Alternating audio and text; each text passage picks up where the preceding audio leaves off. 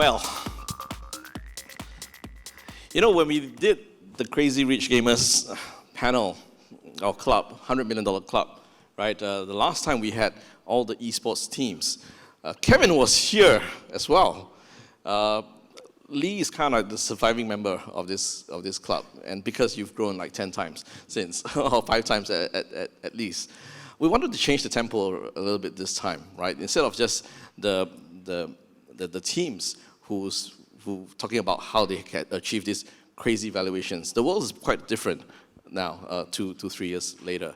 I thought it'd be great to have Mike with Van Pixels. You work with some of the top esports organizations, gaming organizations around the world on different platforms like YouTube and all that.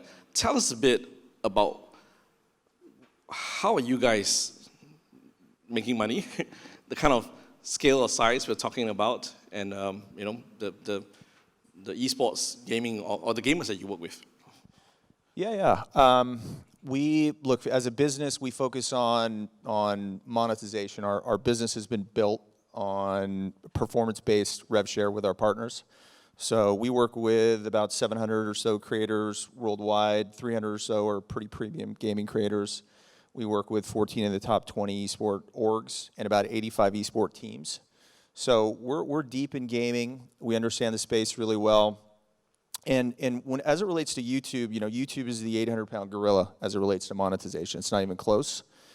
We were just chatting. You know, 10 billion is going to be paid out to content creators on YouTube this year.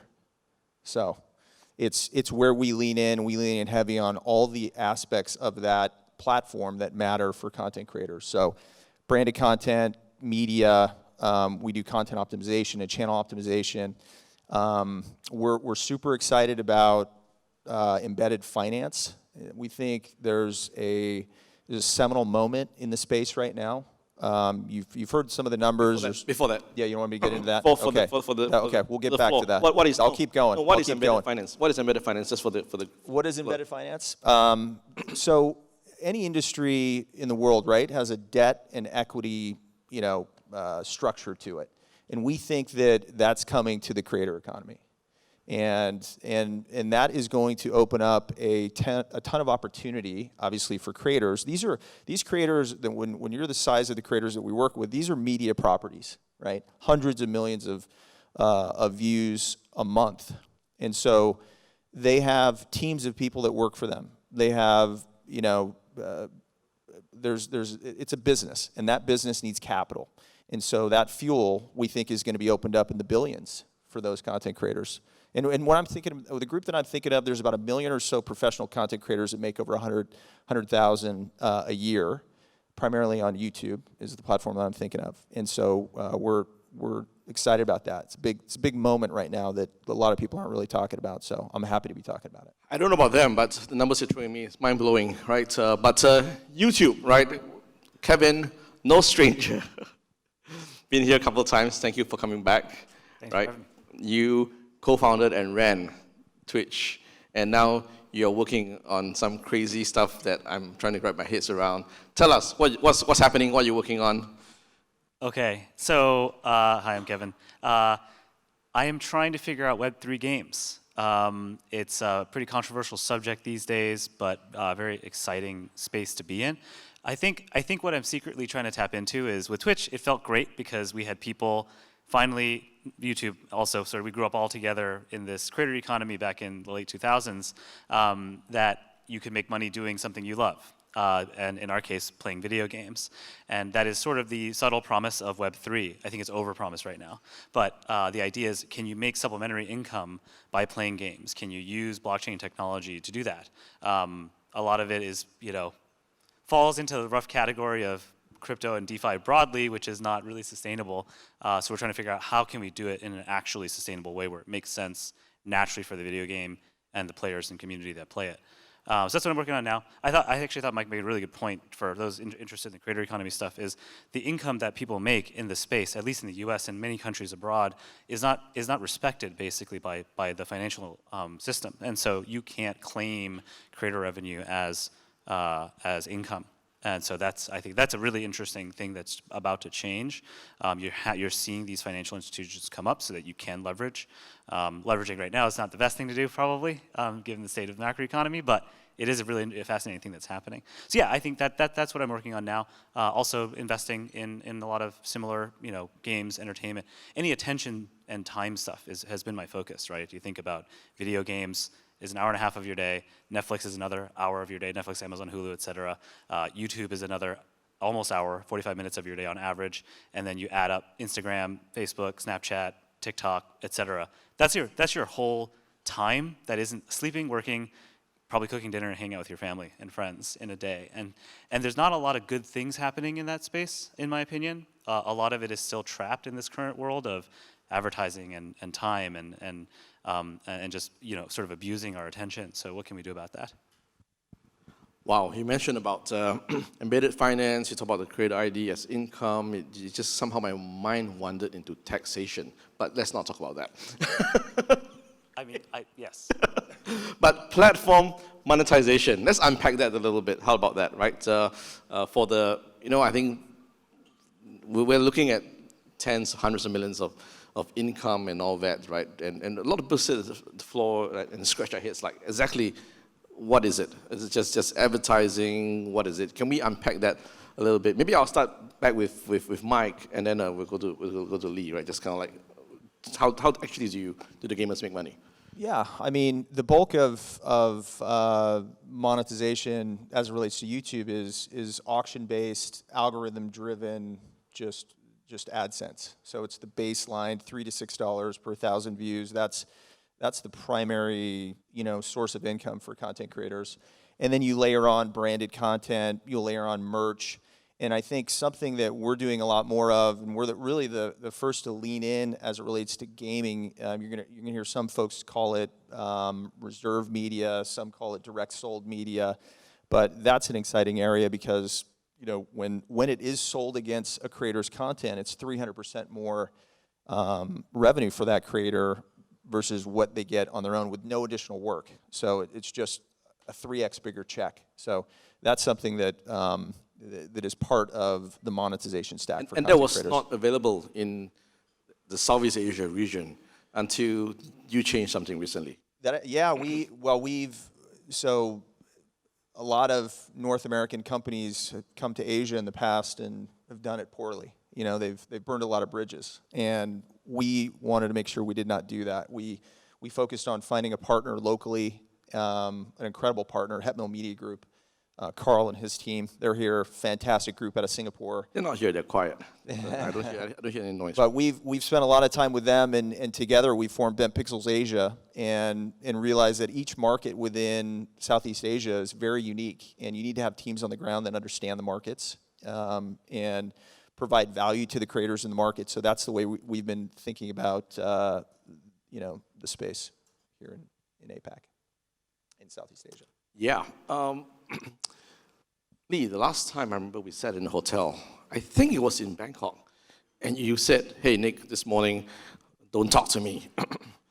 My merch sales is running.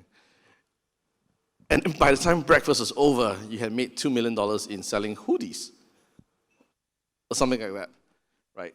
Tell us, unpack for us in terms of monetization, right?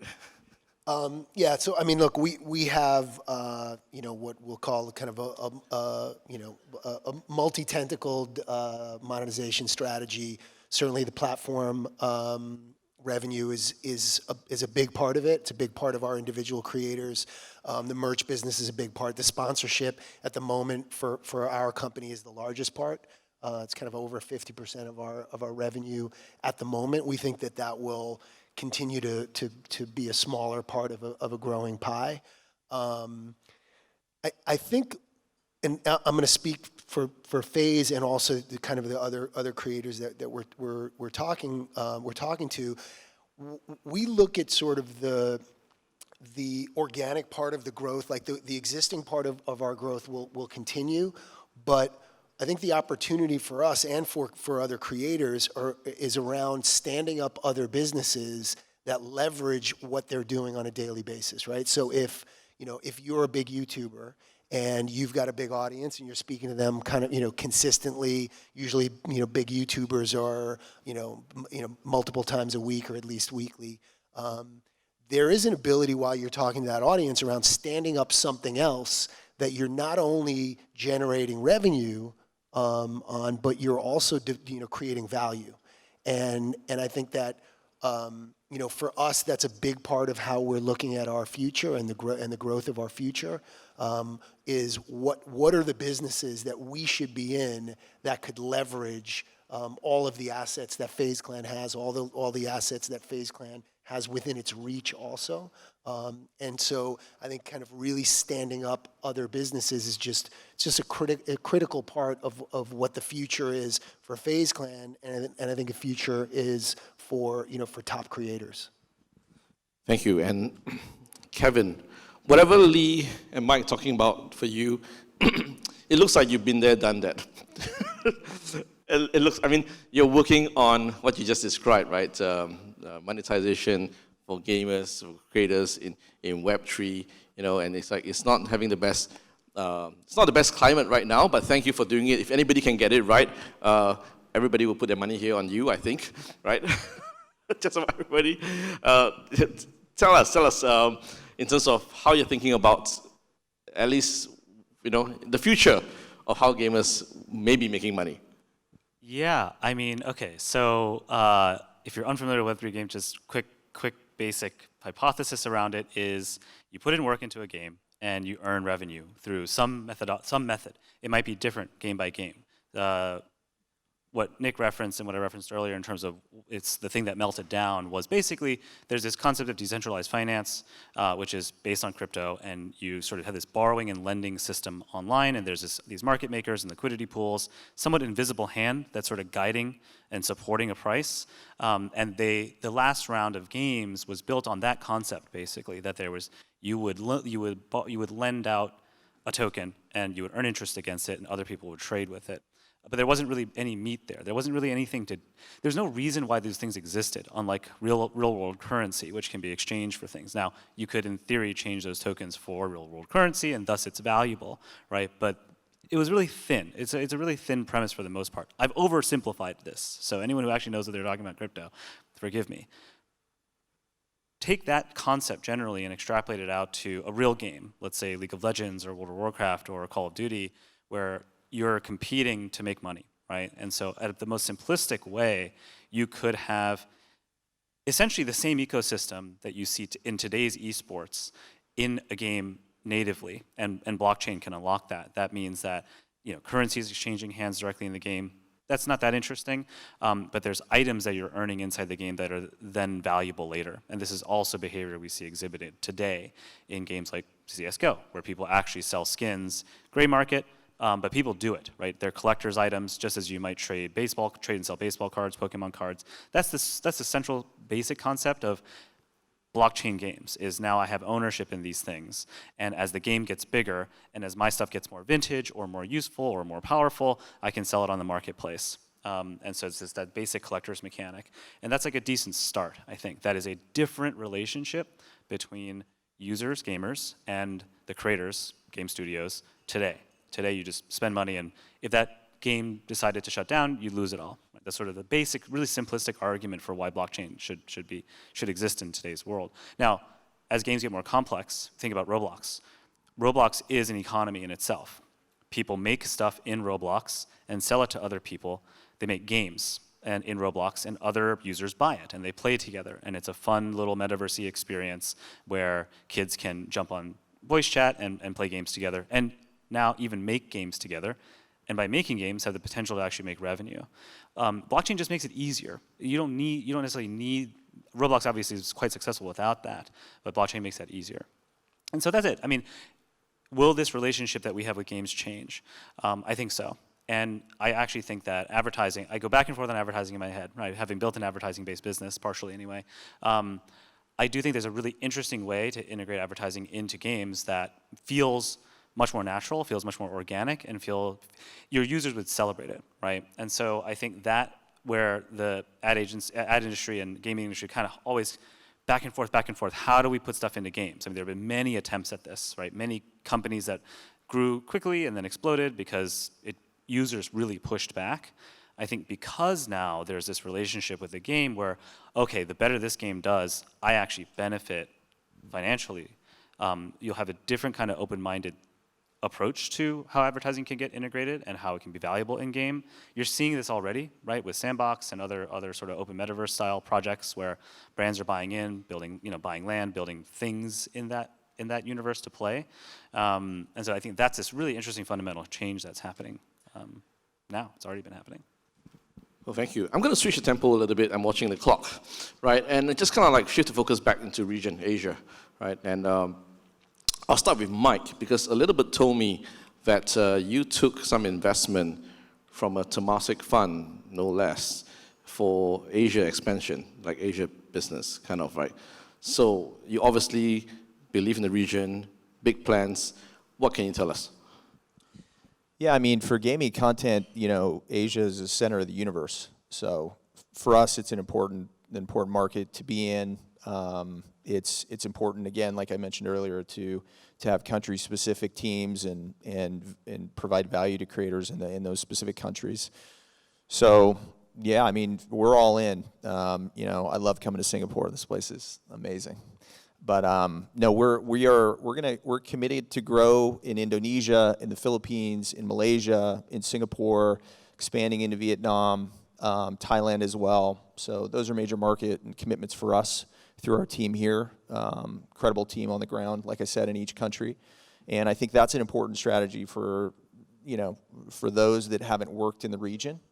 You need to have local expertise, and we have an incredible team for that. Local expertise. And Lee, so disclaimer, non-financial disclosure, whatever. If I were you, hypothetically, I'll be sitting there thinking about Web3, thinking about Asia, but I'm not you, because you are the listed company CEO, right? So, Asia. Yeah, well, look, how many times have I been at this conference? How many times have we've gone on our own road trips, touring some regions. So for me, aspirations around Asia are really significant. I do have my guy Dom here who runs Thailand. Magazine editor turned gamer. Yep. Yeah, that's right. And which really for us was. We kind of got lucky that we launched it right before the pandemic hit, which ended up being, the concept was almost like, what's a pilot program for a brand like FaZe, really a Western brand, even though we're global, and especially at the time, really speaking mainly to a Western audience. What does that look like? How do we do it? I think we've had a lot of success in building the brand there and putting roots down and signing some great talent. But I think we have significant aspirations. I agree with Mike on. Obviously, Mike took the best team, What's that? but right, he said he's so proud of his team in Asia. He took the best team, but you took the best magazine That's editor, right. obviously. But look, I think that the epicenter of gaming, like Mike said, is in Asia, and I think that opportunities are massive here. And I think also kind of a lifestyle brand like ours, I think will resonate. I think and frankly, and I would say sometimes. I think people have been taking our idea and creating a similar brand based on our ethos, and which they say is the sincerest form of flattery. Form of flattery, right? And so, so I think that there's actually room for that concept of what we do, and so for us, expansion is really important, and also Web3. We're hyper focused on Web3. We announced actually our Sandbox relationship not that long ago, a couple of weeks ago. You also announced a renewal of your partnership with McDonald's. We did announce that too. Yes, not a Web3 partnership, but we'll see. But yeah, Web3 for us is look, honestly, Web3, those tools, to me, that's the future of kind of community engagement. It really is like for not to go turn this into a Web3 panel, but Web3 is a huge priority for us, near term and long term. Yeah, for you, because I asked this question because you see massive growth and all that. Where is future growth coming from in terms of Asia, geography, Web3, and obviously. And as we're talking, Kevin is sitting down there all twisted because he made all his money in the US and now he's living in some Asian secret location in Asia, building Taipei, his it's not Web3 that company. And he's like, what are you talking about? He's like, Asia, come on, tell us something about Asia. Okay. I have many thoughts. Okay, I'll try to be quick. I mean, I think. Okay, I'll start with like Southeast Asia as a region. I think one thing that's really interesting about for the gaming industry is similarly how we thought about Twitch. How do we get people to a living wage essentially? Like, can Twitch ever pay enough to a country on a country by country basis? We really thought about the world this way, but can we get to the point where people are roughly at a living wage, or at least at minimum wage? Okay, then this thing as a potential career becomes interesting. And I think that's how we're thinking, well, not think, that is how we're thinking about it from our perspective from a Web3 world. It's not so much today, hey, this is gonna replace your job, which was unfortunately the promise in the last year or so, year and a half of development, and that was flimsy, it didn't work. And so a lot of people have sort of, to earn that trust back is going to be very difficult, but I think it's a really worthy thing to try. And so can you start with, okay, supplementary income, right? If you think about it in the Philippines, what average monthly salary, these are not exact numbers, but it's roughly 200, 300 US. Thailand's roughly 600 to 1,000 US. Taiwan's like 1,200 US. Those are reasonable figures, right, to get to. And it's sort of like reverse arbitrage, where a lot of the work that's been done, I'll stick to my industry in games, was sort of outsourced from Vietnam, Philippines, Taiwan to studios around the world. Can you sort of reverse that trend, where you add, you're sort of delivering more value back to folks in region? That also goes for startups and innovation and entrepreneurship, right? Rather than outsource model, can we actually help people in Asia build their own games, tell their own stories by transferring expertise and funding to the region? I think so, and that's what I'm excited about in Asia. You've got two giants, three really.